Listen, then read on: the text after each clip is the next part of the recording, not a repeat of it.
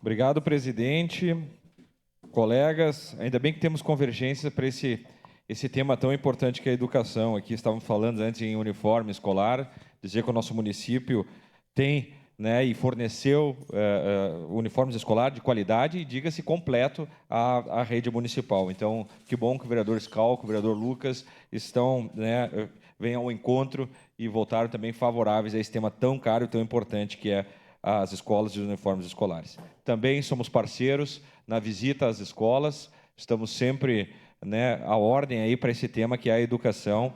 E falando em escola... Se sobrar um minutinho, vereador, uma parte. Falando em escola, aqui faço um convite que foi deixado, também já foi comentado pelo vereador Bressan. O nosso amigo Eliandro Rezadori, da Terceira Légua, convida, né, dia 5 de setembro, a uma comitiva que será dirigida à Assembleia Legislativa, né, para tratar de tema também da educação e da ampliação da Escola Assis Brasil. Seu à parte, vereador Lucas. Vereador, obrigado, vereador Lucas Gil. É só um tema que é muito caro para o senhor, que é trabalhista, que é o tema das escolas de tempo integral. Eu queria trazer para a baila esse tema. Tem um programa específico do Ministério da Educação para retomar. Eu até tinha falado com a deputada Denise para nós vermos os recursos e o período para os municípios se inscreverem.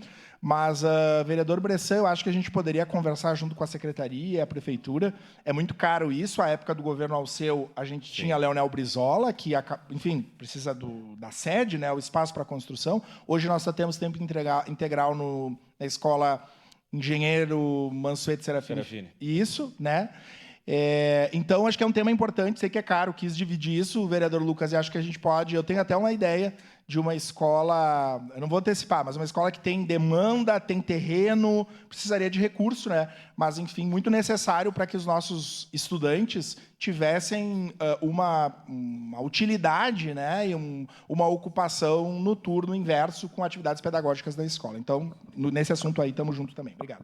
Excelente. A escola integral é um sonho que espero que consigamos implementar, não só no município, mas em todo o território nacional.